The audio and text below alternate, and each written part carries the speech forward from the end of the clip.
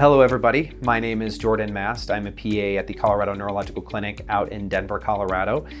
We spent the last few videos talking about Alzheimer's disease in various capacities, initial evaluation with the patient and their family members, what it looks like from a diagnostic perspective, and certainly therapeutics. But probably the most important conversation really centers around this idea of helping the patients and their families navigate through this process. So I was at a meeting not too long ago, and I was watching an Alzheimer's disease expert speak, and he was a gentleman that had been in practice since really the 90s. And he said that Alzheimer's disease used to be the, quote, diagnose and adios condition, which is really unfortunate, but very true, unfortunately, that patients with Alzheimer's disease historically were diagnosed very late. And therefore, we had very little touch points and access and help for these patients and their family members because they didn't have a diagnosis. But that's changing.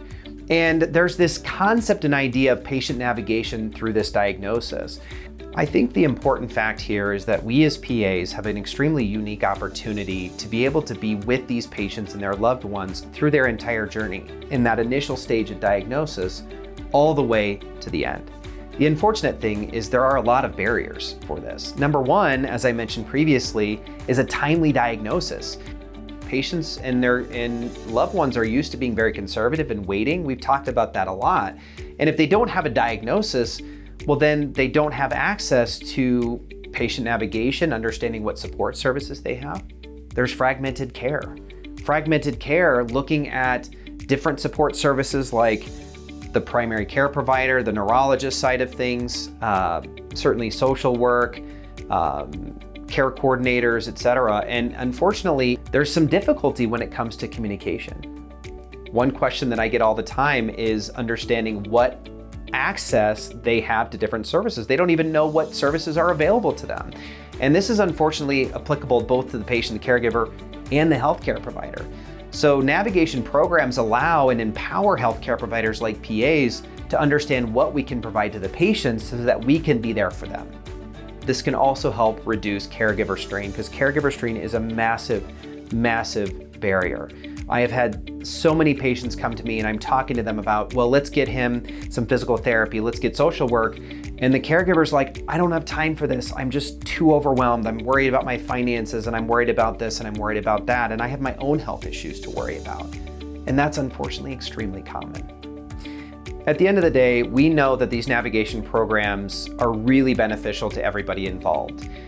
First of all, earlier diagnosis ultimately gives patients and their caregivers the knowledge and understanding that they can have resources available to them. And once they get that diagnosis, it gives them a satisfaction in understanding, okay, now I get it. And they can access support services, they can access possibly social work, FMLA paperwork. When they have that diagnosis, it's incredibly helpful. It also allows for better communication amongst different parts of the healthcare system, whether it be the providers themselves, social work, nursing, psychiatrists, therapists, and the like. And really the biggest issue is this fragmented care, as I mentioned before. We also know that research suggests that when patients get this navigation program underway, that it dramatically reduces emergency department visits, urgent care visits, hospitalizations, and last but not least, it just improves quality of life overall. And I think that really is the goal here. Recognizing these benefits, CMS introduced the GUIDE model. The GUIDE model stands for Guiding an Improved Dementia Experience, and really provides a significant model for both healthcare providers and patients.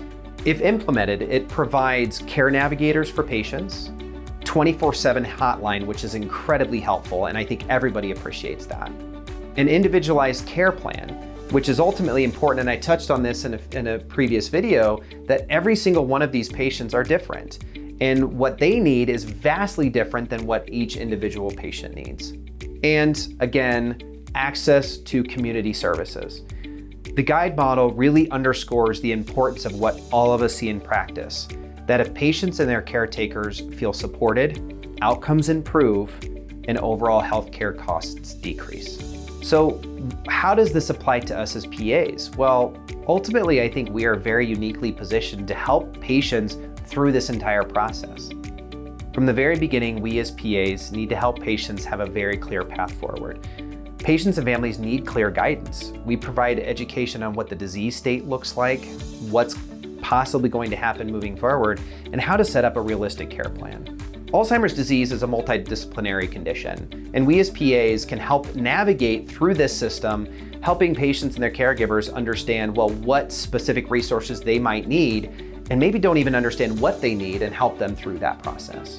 One of the things I think PAs are really good at is supporting family members and their patients. I actually did my thesis on caregiver burden in PA school, and it's something I'm very passionate about. I've seen it a lot in my own family, and I love talking to patients about, how things are going at home.